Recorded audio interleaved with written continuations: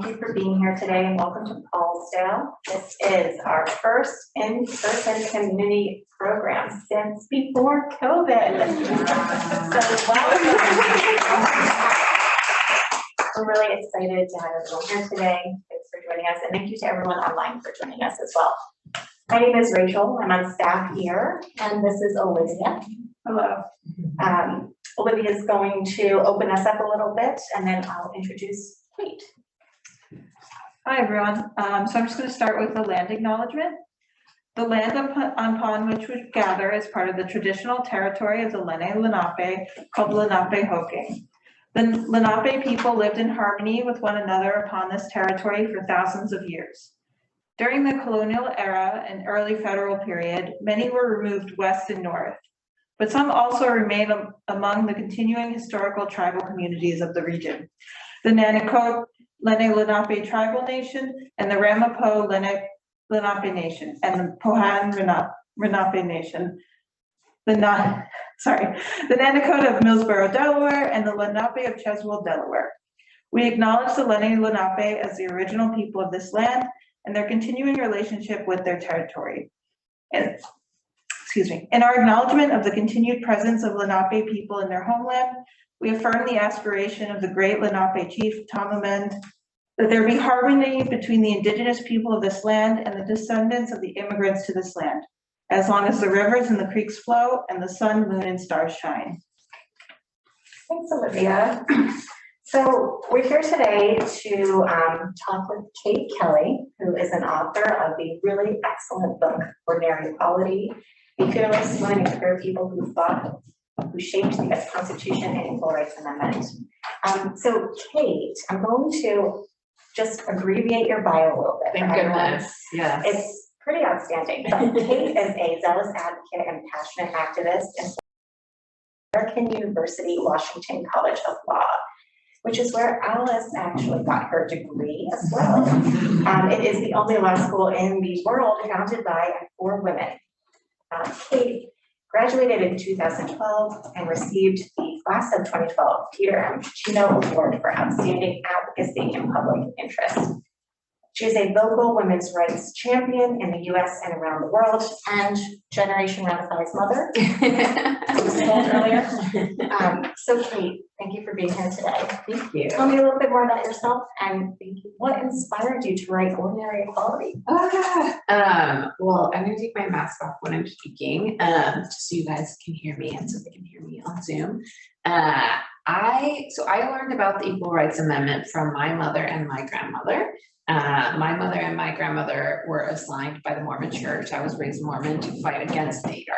So the way that I learned about the ERA was that it was terrible, that it was going to destroy the family, that it was good that it was defeated, that the church fought valiantly against it and won. And so that is how I learned about the ERA. When I graduated from law school, I realized through taking my common law class and learning about the law, I realized, wait, and then the part in my common law class when we were talking about gender equality was very short.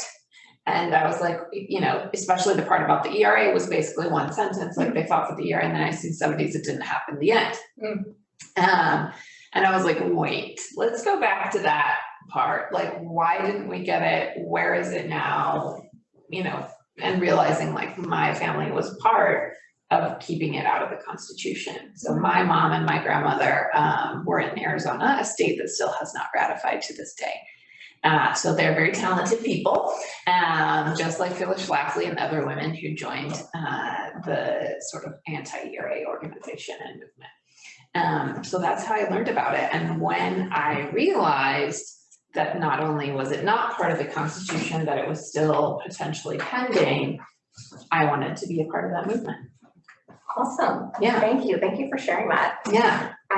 That's really interesting. How did you feel, when did you feel like you made that shift growing up in such a different experience? Yeah, so I had like a later political awakening than a lot of people do, just because I was raised in a very, very, very conservative culture and family.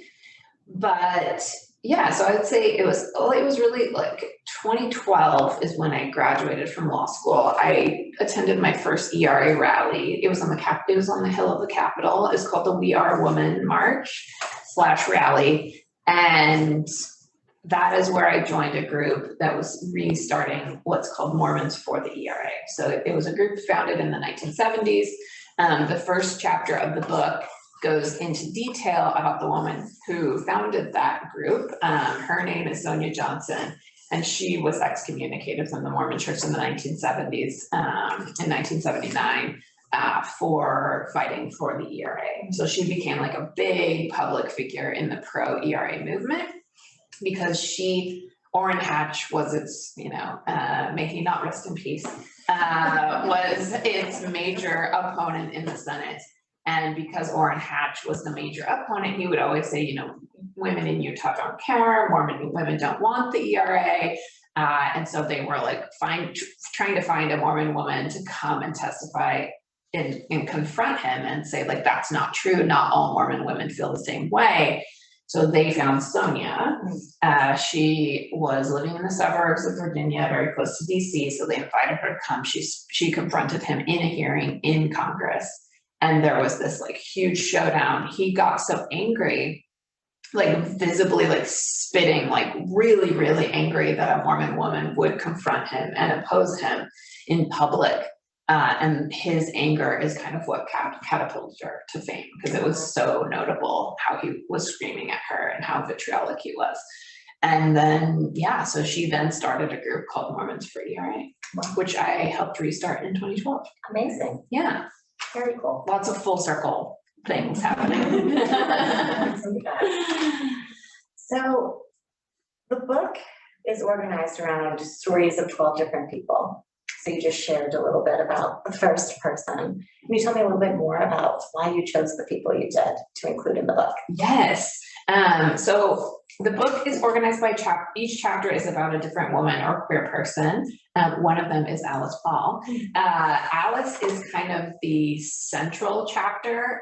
The way that I organized it is interesting because she outlived most of the other prominent suffragists. And so she's part of the suffrage portion, but then also lived all the way until the 1970s when the ERA was passed and when they were fighting for it. So she's kind of like the central figure, binding together, of course, the suffrage movement and the movement for the ERA. And so I put her in the middle, even though there are other people who also were her contemporaries who are also featured. So I tried to feature people less known. I put a caveat at the beginning of the book that I am a storyteller, not a historian.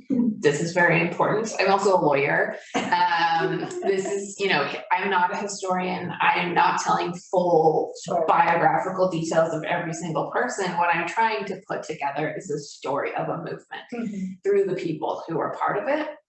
And so the book actually starts before the Constitution was written with the Haudenosaunee woman. I know we did the land acknowledgement at the beginning, but women at the beginning of this country before the Constitution were written, Native women participated as equals in their governance in many tribes. The Haudenosaunee Confederacy particularly had an influence on the writing of the Constitution. So I wanted to tell a story about like what that looked like. So I start with Molly Brandt. And then go each chapter all the way through. The reason you could read the whole book and not understand the like political or like legal intricacies of the ERA. You can read a law review article if you're interested in that. But not very many people do, or are. And so I wanted, anyone born after 1982 when the original time limit, I like to say, lapsed, or the ERA went on pause. So when the ERA went on pause in 1982, anyone born after that or who was a very small child at the time probably has never heard of the ERA, or doesn't know about its rich history and certainly doesn't know that it's still pending. Even if they've seen like Mrs. America, if you've seen the series on FX, that largely focuses on the past. So you could watch that whole series and still not know that the ERA is still happening today. So I wanted people to read these stories and get excited about the people who are part of the movement and understand. The final chapter of the book is kind of, it doesn't end. The final chapter of the book is an invitation to get involved. I love that. Yeah. So you're almost saying that just trying to make the ERA more palpable to the general public. Yes, specifically young people, and by young people I mean like anyone born after 50, like anyone under 50. Sure. Because when I go to ERA meetings, I'm often the youngest person in the room, and often by far, and I'm 41. So like I'm not really bringing the youth vote, you know what I mean? Like I'm not young. And so I want more people and a new generation to understand the implications. We got to talk a little bit about this earlier, but it is interesting how many people don't even know what the Equal Rights Amendment is. Yeah. So it's great that work like this is coming out to get people excited and bring people into the movement. We need that younger generation. We need everyone to get involved because people think it's already there. And that's part of the problem. And what are your thoughts on that? I think they did a poll and it's like 80% or high 70s think that the ERA is already in the Constitution. I find as an attorney and just like a con law person in general, most people think what they think is in the Constitution. So like if they think something is good, they think it's in the Constitution. If they think something is bad, they think it's not in the Constitution. And so, you know, most Americans believe in gender equality. And so they think it's in the Constitution. And so, you know, when you actually read it, there are only 27 amendments and the ERA is not one of them. And so I think it's very, very difficult, especially in the women's movement, to convince women they don't have rights they think they do. That's like the hardest part of the modern movement, because you know, in the 1960s and 70s, it was more clear, like you couldn't get a credit card, you couldn't, you know, there were like, it was almost impossible to get a job in all major fields. It was like, it was very, very clear that there was rampant discrimination, and the discrimination was very palpable and obvious. I think the media and just culture in general has done a good job of making us think that we are equal. And so something that I always say, because especially in my community and my culture, women say, I feel equal. And they say, I feel respected, I feel equal, I feel da da da. And my like, just like worn out phrase at this point is that equality is not a feeling. It doesn't matter how you feel. Equality is measurable, and in every measurable way, men and women are not equal in this country. But again, that's like a difficult, it's hard to bring someone down from a position of like, I think I'm equal, to like understanding that you're not. The opposite is much easier. Sure. So I think that's where we're at. Yeah. It's interesting too, you know, I think, as you were saying, a lot of people think we already have these rights, including most men. Yes. I know people in my generation, elder millennial generation, you know, think that we have these protections in the law. So how would you suggest we go about bringing in more of our male counterparts into this conversation? So as you'll notice from the book, there are no chapters about men in the book. That my general just like mission and life and like outlook is never to center men. That's what all of society is for. That's what all of history is for. That's what all of education is for. That's what everything that exists and has existed is for. And so that's not my work. That's not my focus. I don't think that we should be centering men in almost anything that we do. I think very, very actively we should be doing the opposite. And obviously the work of the Alice Paul Institute is to center history and stories and lives of women, which I absolutely love. And I'm so grateful for what you guys do. But yeah, I think there is a role for men. You know, the interesting thing in the 1970s, and what I try to highlight in the book, there's a very small excerpt about Phyllis Schlafly, but there's not a chapter about her. And the reason I did that is, first of all, there's already so much attention paid to her role, but she actually did not kill the ERA. This is like a major misconception. You know, Phyllis Schlafly ran for office twice, federal office, and lost both times to men. She tried to get a position of power and she never was able to. So she did not vote against the ERA. She did not fund the anti-ERA movement. She did not organize its eventual demise. Yes, she was the face, and yes, she was a very adept organizer and communicator, but the people who actually killed the ERA were men, powerful men in positions where they stood to lose. If there was full equality in the Constitution. So I think that's something that most people think, like the media really likes to portray things as catfights. And even women at the time were very aware of this, like Gloria. So it's portrayed a little bit in Mrs. America, like Gloria Steinem and others didn't want to debate her. They didn't want to face her because they're like, she's not the actual enemy. And so I think, I think the way to get, I don't know, I guess I'm just like, do we need men involved? I think the way to get all people involved in the Equal Rights Amendment is help them understand who it impacts. And a thing that most people don't understand is that the ERA does not have the word women. I think, I forget which, I think this, your slide right, or your poster right behind me helps people understand that the original version introduced of the ERA did have the word women in it. And then in 1943, Alice Paul changed the wording of the ERA, and that is what was passed in 1972. And so it does not have the word women. It says on the basis of sex, which covers all people who experience discrimination on the basis of sex. So that includes men, that includes trans people, that includes people who experience discrimination on the basis of sexual orientation. So it's a bigger category than most people think. But yeah, I think that's the way we get everyone involved.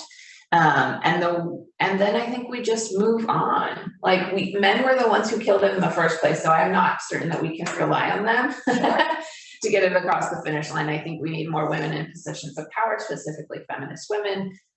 We need them to understand that we're far more than 50% of the voting bloc, and to use that and harness that political power. That's what happened in the 1970s, and to a large extent, of course, as you know, in 1920, getting the 19th Amendment ratified. It wasn't like, okay, we're going to ask politely until it happens.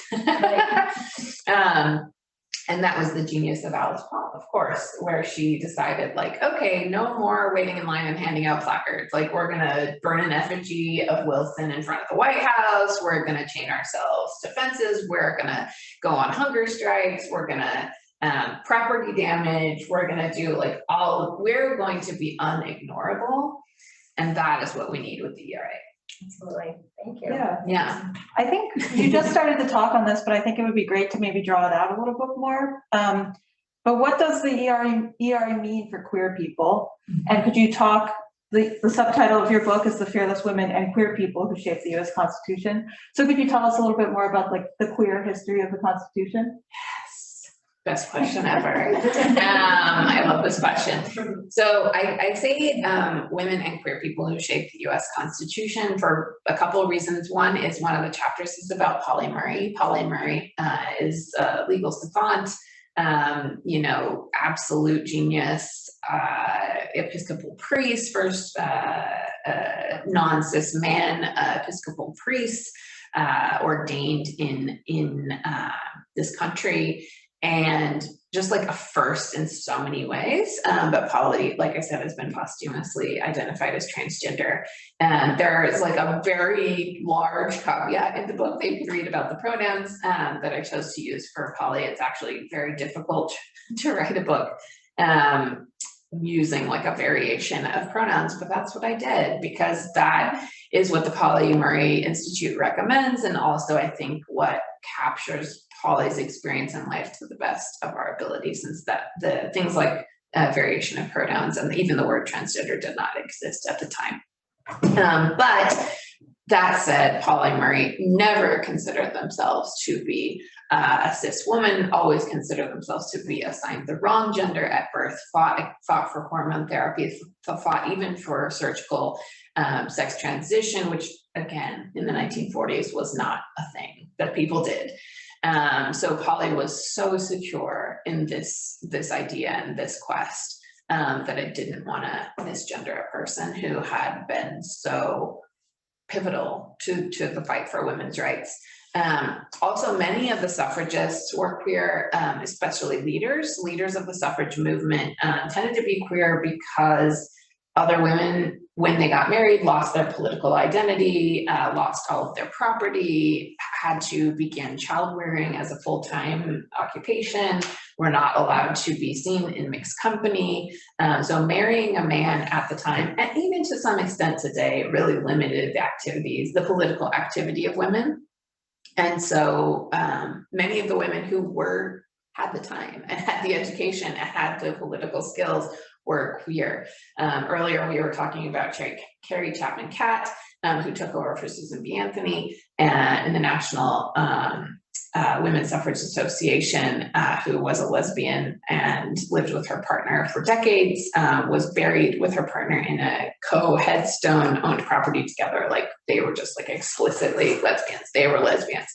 And then there are lots of other people who, who lived alternative lifestyles. One of them being Alice Paul, who never married, had very close relationships only with women, dedicated her entire life to women. And like her friendship with Lucy Burns and others were very, very, if not explicitly lesbian, like very queer lifestyles.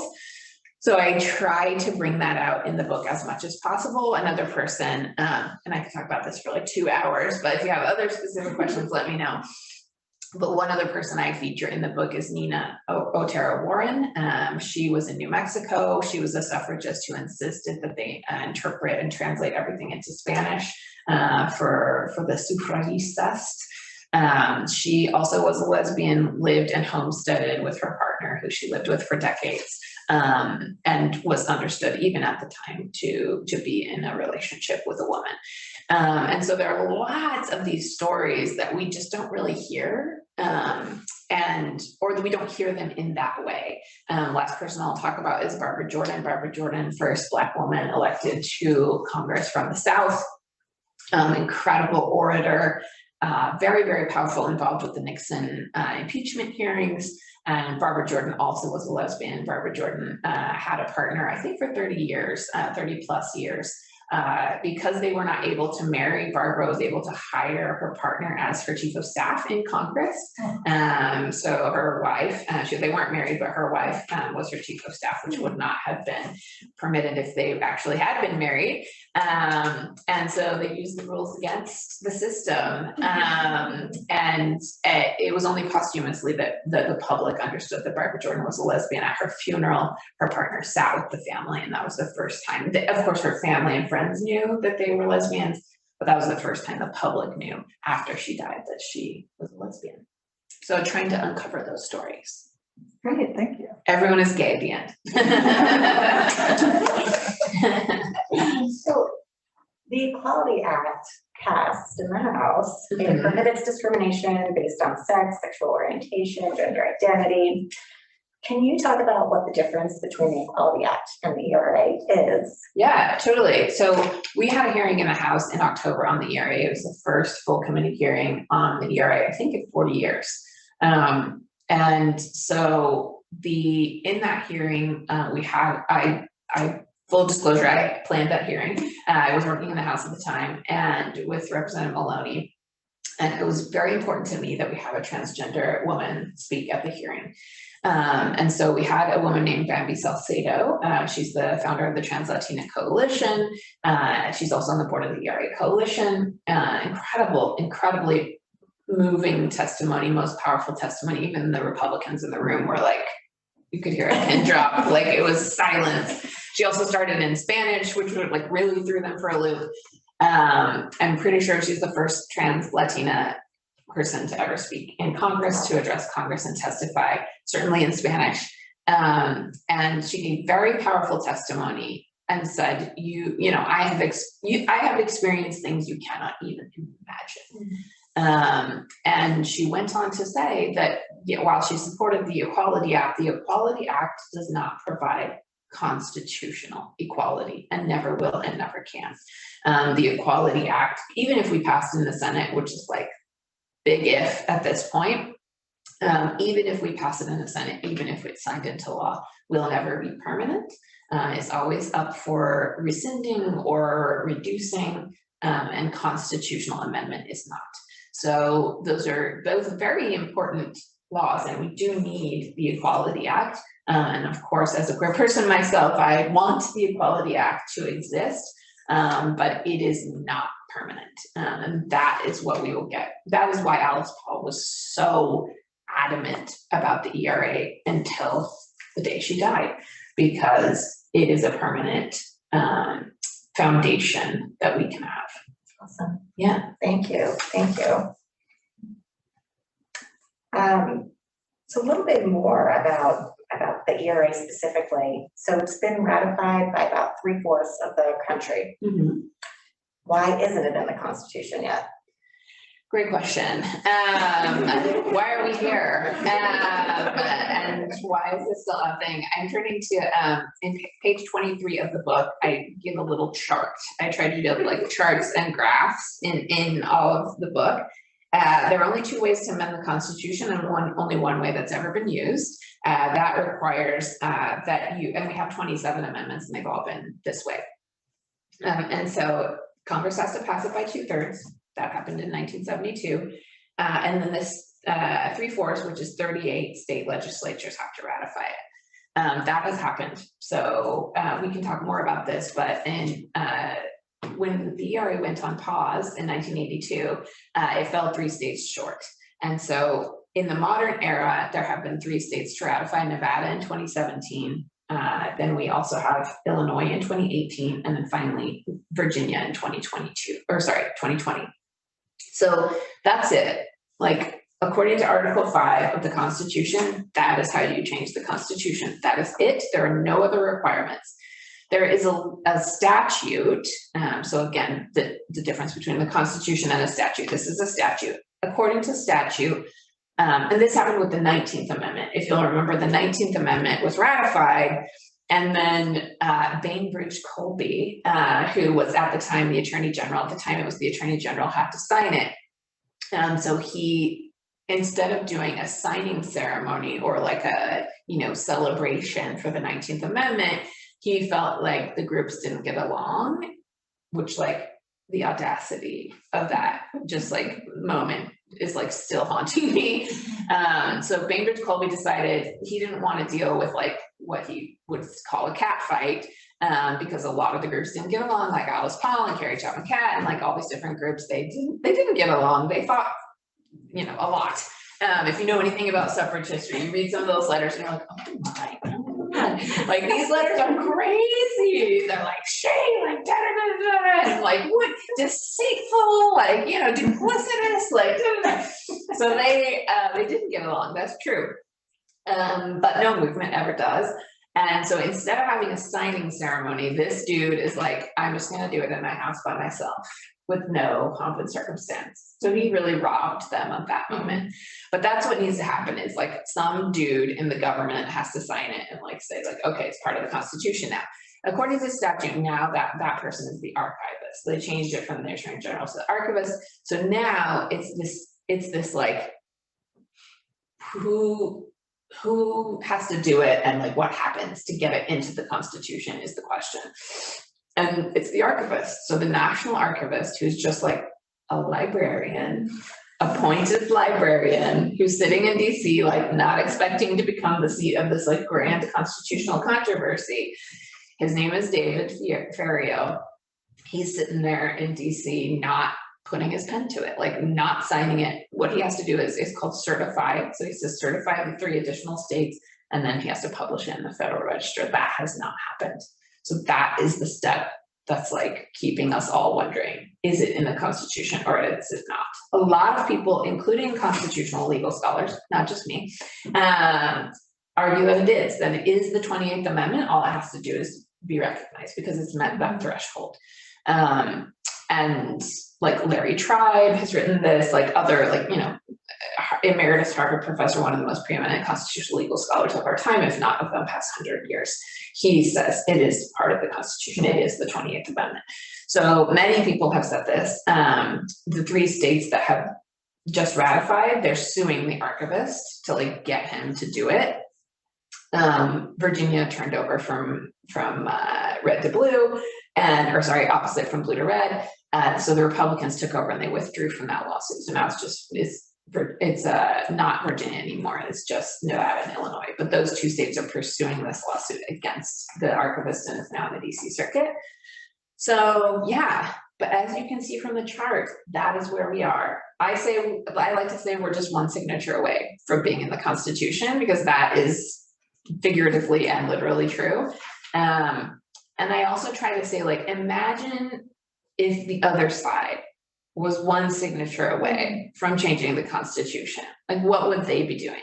It would be like 5-alarm fire, like marches on Washington, like billionaires funneling cash into it. Like it would just be like, they would like lay their bodies in the ground and like refuse to move until it was changed. And we do not have that same kind of energy for the ERA, even though we are 1 step away. Yeah. What do you think the archivist's motivation to not sign is? David. So this archivist is actually stepping down. I think today, or he said the end of April. So he's stepping down. There'll be an interim archivist. Her name is Deborah Wall. She's now the deputy archivist. She'll step in, and then President Biden will have to appoint a new archivist. And then that'll have to go through the confirmation process. So the ERA is actually probably going to become like this big controversy in the appointment of the next archivist. The reason I personally have met with David Ferriero, and he said, like, this would be the crown jewel of my time in the archives. Like, I support the ERA. He's personally behind it. He unfortunately asked the Trump administration for guidance when the final states were ratifying, and they issued a memo. The Office of Legal Counsel issued a memo saying that the ERA was dead and not to proceed. So he says, and Carolyn Maloney met with him and was like, why did you do that? You knew what they were going to say. Why did you ask them? And so he's just basically this, like, in this position where some unelected guy should not be deciding constitutional issues. And that's true. But it's really just a ministerial duty. Like, he doesn't get to decide whether or not the ERA is in effect or actually part of the Constitution. You know, he doesn't get to decide that, but he does get to perform his ministerial duty. And if he just like certifies it and puts it in the Federal Register, he's done his duty, and then other people above his pay grade can decide whether it is or is not part of the Constitution. I argue he should just proceed, and many other people, including the states who are suing him, argue that he should just proceed, and then we can like sort it out in the courts. But of course, it's going to be much more difficult for them to get it out once it's in. Like, once it's printed in the Constitution, once there are copies of it, once it's in the National Archives on display, and it is the 28th Amendment, it's going to be much harder for them to get it out. And that's why they're fighting so hard to keep it out. Oh, David. But really, at the end of the day, it's Biden. if Biden is his boss, and if Biden told him certify, he would. Right. And so there have been many statements, Biden has made public statements of support of the ERA, one in January, one in March, saying like, you know, we want the ERA to happen, of course, like a long-term supporter, yada, yada, and then he says Congress needs to act. This is very disingenuous because he knows the House has already passed a deadline elimination bill, but the Senate has not. And nothing is happening in the Senate. So to say like, just do something in the Senate is like, no, dude, like you of all people know that that's not gonna happen.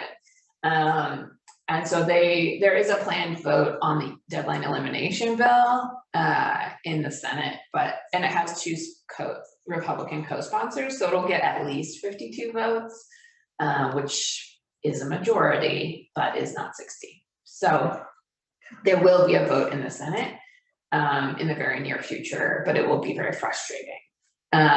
Whether or not what Biden will do once that vote is taken, I'm not sure. My position is, okay, it's not required by the Constitution, and there is no requirement that Congress vote again. So let's just say a majority voted, which will be true, and move on and certify it. And say like the majority of Congress has voted to say that the deadline is not in effect and it didn't meet the 60 threshold, but who cares because it's not required anyway. And then they should proceed. What is the controversy? If a majority of the country thinks we either already have the ERA in the Constitution or support it, what's the controversy there? So in the 1970s, there were lots of like arguments that were very scare tactic. Like they talked about the draft for women. They talked about losing benefits like Social Security, yada, yada. All of those are now moot. Like a federal justice already said a sex selective draft is unconstitutional without the ERA. Then, you know, all those arguments are basically moot now. Like Social Security and other benefits, federal benefits are already divided on you know, regardless of gender. I'm gonna get a water. Jan, can you give me a water? Okay. So, hello, this is my partner. Thank you. Thank you very much. The point is, the two major arguments that remain for the ERA, or that are like still used on a regular basis, are trans rights, abortion rights, and then like a few other like things sprinkled in, but like the opposition to the Equal Rights Amendment calls it the everything related to abortion amendment. That's the only thing they care about, mostly because that's their only salient like culture war issue anymore, but it's very salient. So to say it's their only issue is not to, you know, underestimate what an important and like very powerful issue it is for them. So when we had a hearing, and it was a subcommittee hearing in the judiciary, basically they assigned one Republican guy to come, and he was just like, stayed the whole time, and he was just like, abortion. And then every time he got a chance to talk, he'd be like, abortion, abortion, abortion, abortion, trans rights, abortion, abortion, abortion, trans rights. Like, that's what they care about now. Yeah.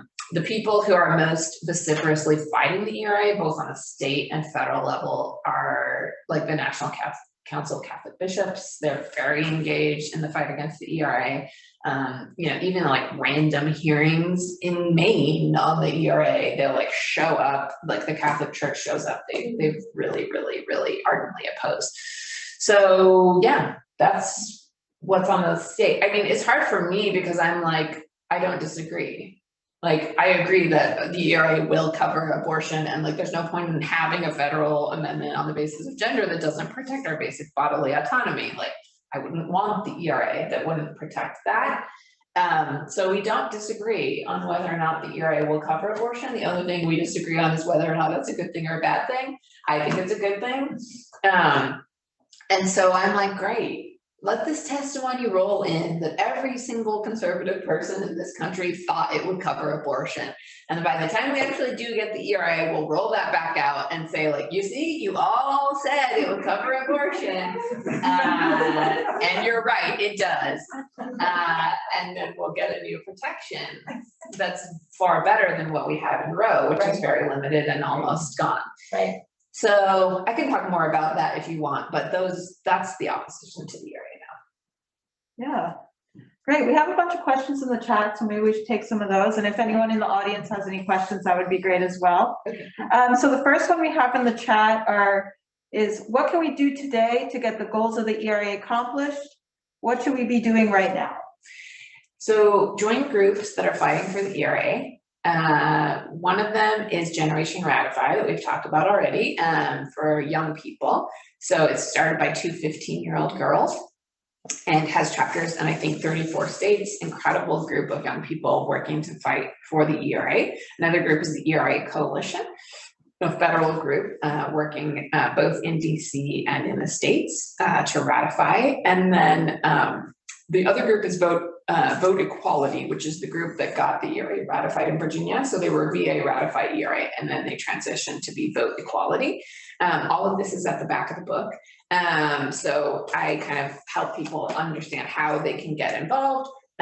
So I would say two things. One is the federal ERA, which is what I've been talking about, and then also the state ERAs. Only 26 states have state ERAs, and those are very seldom litigated. So if you live in a state that does not have a state ERA, I would say fight for that. If you live in a state that does have a state ERA, it needs to be enforced. And if you live in a state that does have a state ERA, you can pass a resolution. So right now what's happening in the state legislature in California, they're passing a resolution to support the ERA as the 28th Amendment and have their ratification recognized and enforced. So you can do that in every state that has already ratified, which I think is a great idea. So there are lots of ways to get involved, but I would say connect with those groups that are working on it in your state. The best place to find that, like I said, ERA Coalition, Vote Equality, and Generation Ratify. Awesome, thank you. Yeah. New Jersey does have a state ERA. Woo, woo. Yeah, nice. But the New Jersey legislature, also New Jersey is the state that ratified the federal ERA, could pass a resolution in support of the ERA as the 28th Amendment and arguing on a states' rights basis that their ratification is not being recognized or enforced. Yes. Menendez, Senator Menendez, who's from New Jersey, also has an ERA resolution. It's a start over bill. So if, worse comes to worse and we need to start over, Menendez has carried that bill for a long time. Awesome. So another question in the chat is, apparently there are trillions of dollars being made off of gender inequality. What do you know about the economic roadblocks to the ERA? Yeah, so I think in the 1970s, the pro-ERA movement tried and to some extent failed to help people understand that there were moneyed interests in opposition to the ERA. So it was the insurance industry, and for the most part in the 1970s, that opposed the ERA because they felt like they would have to treat men and women equally when it came to access to healthcare, and that would cost them a lot of money. The same principle is true today. For example, equal pay. Equal pay is expensive because right now lots of industries can pay women far less for the same work, and that helps them. That helps their bottom line. But companies are starting to support the ERA in a bigger way in this lawsuit that I talked about. So the one where the states are suing the archivist, there is a brief that was filed on behalf of businesses, including like every major business you can think of, like Apple, Google, like all of the businesses signed a brief in support, an amicus brief in support of the ERA. So businesses are starting to come around, but that has to, of course, counterbalance the money that they would lose. And it has to be politically and monetarily unsustainable for them to oppose equality. So I think it's going to come down to naming and shaming companies who oppose it, naming and shaming companies who contribute financially to the ERA opposition, et cetera. And eventually it will become a financial liability to oppose equality. There's kind of an interesting labor history to the ERA that I was just thinking of. And you probably know more about this, but that in the 60s and 70s, a lot of labor activists were opposed to it because they fought so hard for gender-based labor protections. Mm-hmm. And so it's interesting, based like what you were just saying, the idea that the ERA can be a way that we can work for equal pay, which is such like a big labor issue today. Yeah, so chapter 5, I talk about Crystal Eastman. Crystal Eastman is I think one of the most important people in American history who no one knows about. Crystal Eastman was a suffragist, worked with Alice Paul and Lucy Burns, was kind of one of the triumvirate of the NWP. And Crystal Eastman was also a labor activist. She had like huge, it was actually not in the 60s and 70s, it was in the 30s and 40s when the labor movement opposed the ERA because they had worked so hard for sex-specific protections. And so there were laws that protected, quote unquote, women.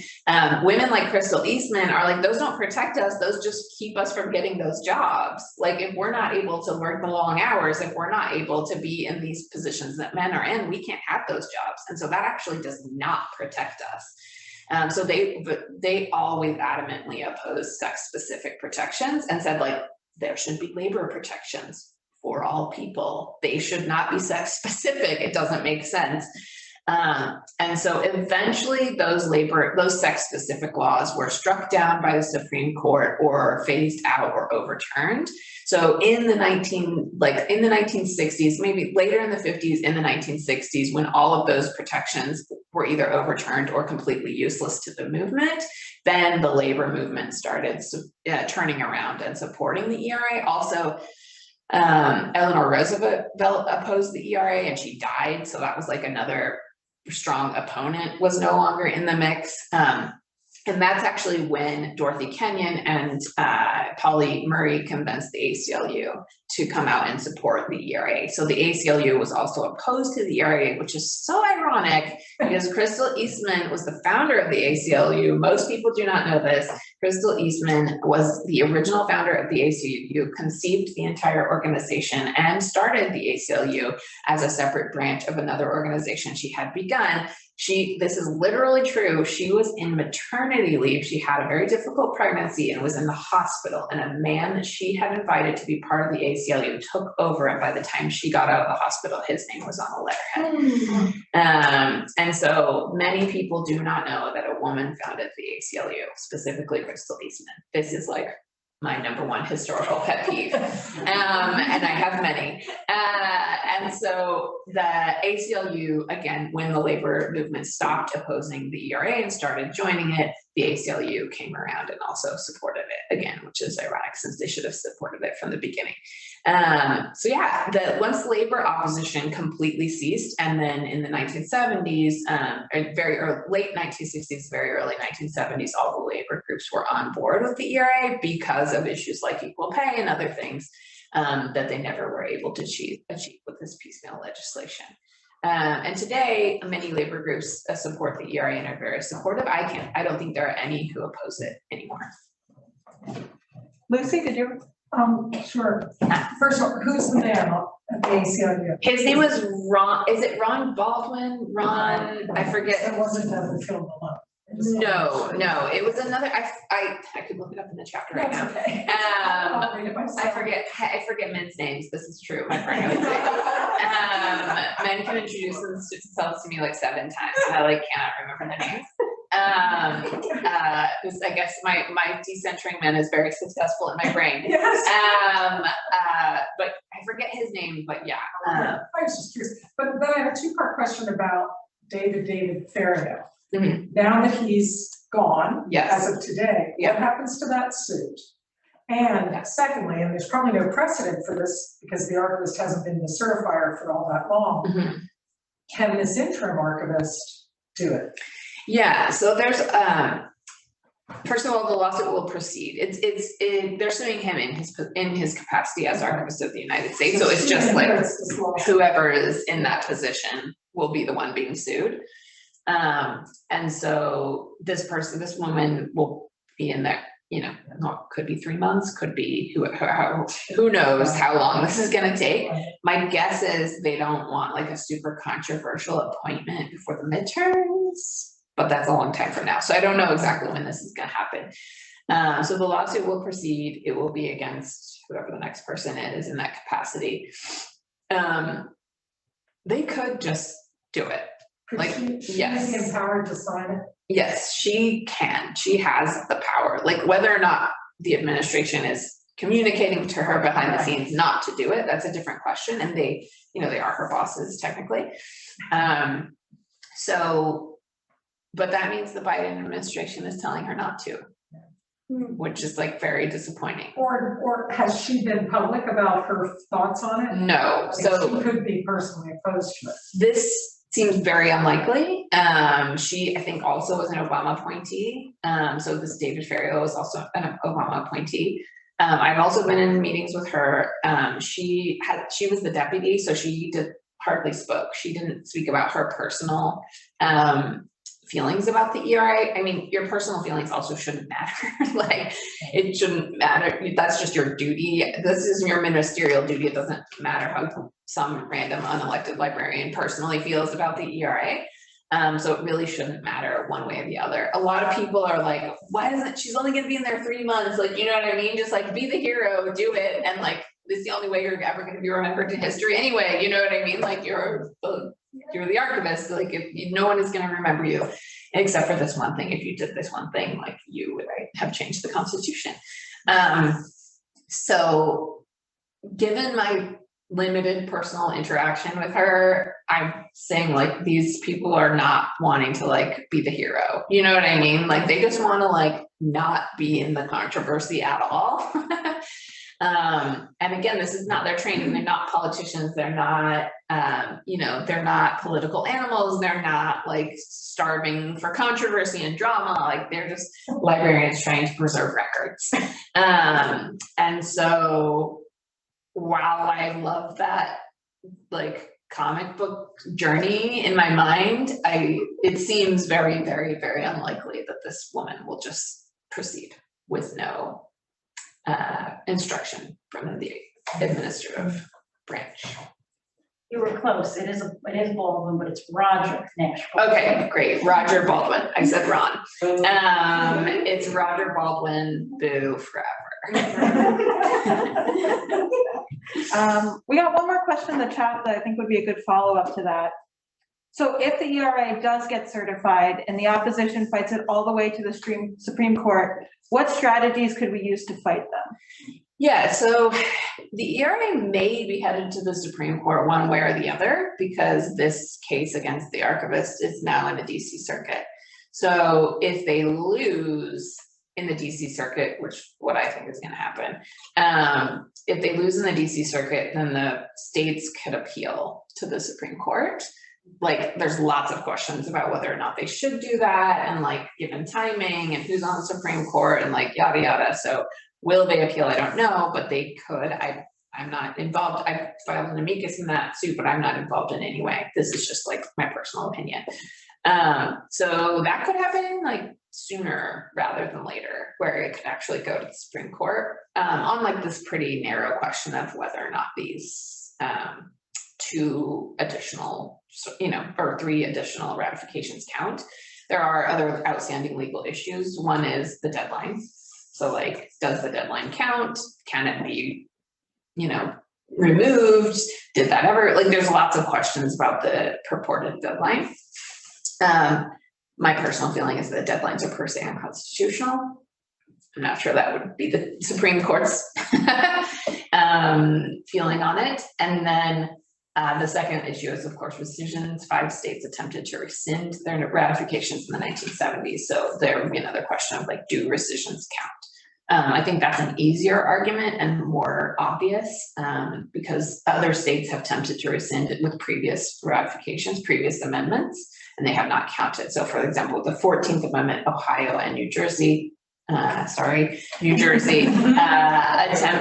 rescind the 14th Amendment, and they were basically like, LOL, no. And then they just counted them as part of the ratifying states. So they attempted to rescind, those rescissions were not counted, and no one would argue today that we do not have the 14th Amendment, or very few people on the fringe. And so, yeah, it might make it to the Supreme Court sooner than we think. I think our best argument or the best positioning for us as we approach the Supreme Court sooner or later is that the ERA is a political question. This is like very clear and like not a hard argument to make. Article 5 is very clear and explicit. There is no role for the executive branch and there's no role for the judicial branch, period, at all. The only role is for the legislative branch at the federal and state level. So there's no wiggle room for that. Like the Supreme Court doesn't get to decide whether or not an amendment is part of the Constitution.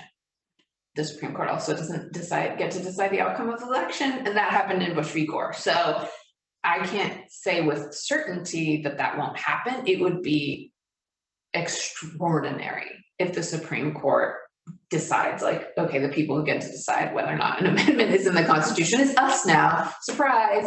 But who knows? In this environment, we can be certain that that's not going to happen.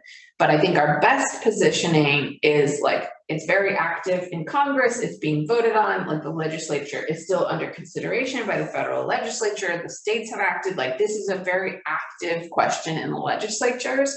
And that's our best positioning because that puts us in this realm of political question, where it's still being voted on, where it's pending before the Senate, where they're having hearings in Congress, where the state legislatures are taking it up. Like, if we're very actively engaged in the legislative pursuit of the ERA, I think that puts us in a better position for it to be a political question, which in this Supreme Court is like our best possible scenario, unfortunately.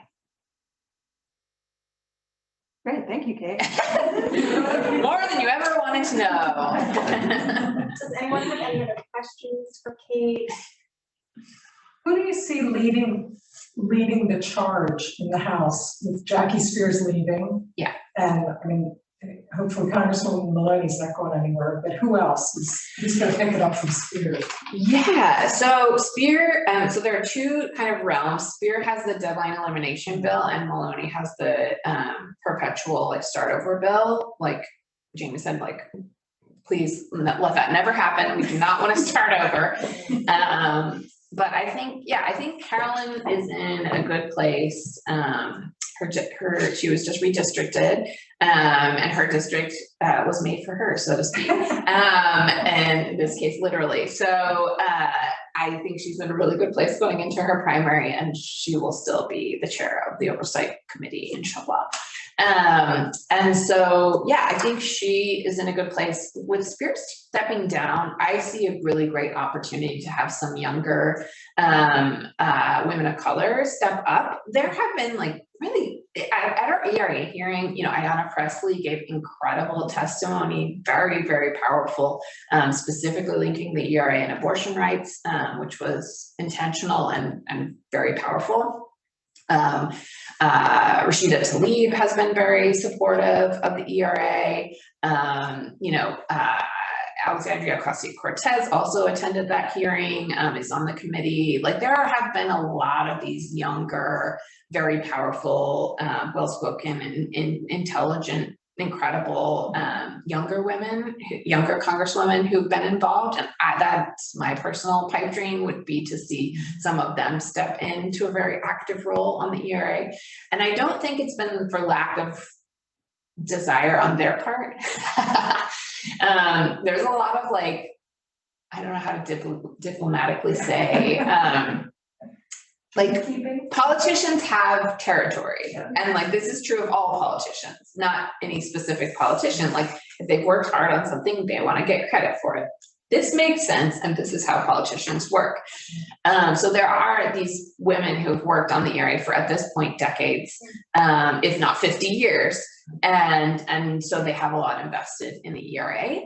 But I think this combination of like the women who've worked on it so long and have it as their legacy, and some of these newer congresswomen, could be very powerful and I think necessary to help people understand who the ERA is for and what it does. In my book, the entire point of the book is that queer people and women of color have always been at the forefront of the ERA movement, and that it's not a new invention, and even true in the modern day in all the states that have gotten it ratified. The last chapter is about Senator Pat Spearman, who's a Black queer preacher, lesbian preacher in Nevada, who ratified it and resurrected it in 2017. So Black women specifically have been on the forefront of the ERA in the modern movement. Same is true in Virginia, same is true in Illinois to a certain extent. So I think that would also help tell the accurate story of who has always been on the front lines of the ERA. Great. Well, Yes. Oh, sorry, one more. So, really kind of shifting gears here. I actually lived in Salt Lake City for about 7 years. So I was really interested when you said that you grew up Mormon. And I'm wondering if you could speak a little bit more about that, like maybe some points that you go back to, like pre-law school, that kind of, you think about when you're continuing this work. Yeah. Wow. Salt Lake. What a place. Yeah. So the first chapter of the book is again about my experience. I started a group called Ordained Women to advocate for Mormon women to get the priesthood. As a result of that movement and that action, I was publicly excommunicated from the church. So I was convicted in a trial of apostasy and forcibly ejected from the faith in 2014. Ironically, this in the exact same building as Sonia Johnson, who had been excommunicated 30 years prior to me. So we were both living in Virginia at the time. I was going to American University, Washington College of Law, and living in Virginia. So Sonia and I have this very interesting and decades separated trajectory. So that's the first chapter of the book. And I think it's interesting because people raised in an explicit patriarchy, like in the Mormon church, it's literally called the patriarchal order. They're not like, maybe this is a patriarchy. It's like, no, that is like what it is, very intentionally, like everyone knows, there's no guessing. And so people raised in high demand religions or extremely patriarchal communities are, I think, sometimes able to see it easier. I'm doing an event next week in St. George, Utah with a woman who was FLDS, which is Warren Jeff's group, which is like a extreme polygamist offshoot of Mormonism. And she's like, I left, it's extraordinarily difficult for women to leave. They have no education, they have no connections, they're very isolated, they're polygamist wives. And so it's very, very hard for them to leave. And she's like, I finally left, FLDS, and I got out and I took my children. And then I thought, okay, I'm going to be in this patriarchy free world. And she's like, I got out into the world and I realized it's everywhere. It's still here. I'm still in patriarchy. What? I did all of that to leave and I'm still in patriarchy. And so I think those of us that are from these very, very closed and high demand religions, it's easier for us to see. Some people who are secular or who are raised in the world can't see it. They say oh, I feel equal, or I can get any job I want, or I'm the CEO of my company. And they have a harder time seeing it, but we can see it. We're hello, that's patriarchy. You know what I mean? It's everywhere. There's nowhere you can go. There's no island you can escape to where it doesn't exist. So I think my experiences being raised Mormon, and particularly trying to fight the Mormon hierarchy to be gender inclusive, which again, it didn't work. But I think that journey and that experience that I had has helped me see what needs to be done and helped me understand that it has to be changed at the root. You can't have cosmetic changes. You can't have these tiny little incremental improvements. What you actually have to change is the entire foundation of the institution, or you'll never have equality. So that's how I went from trying to change the Mormon priesthood to trying to change the US Constitution, because that's how you get at the root. Thank you. Yeah.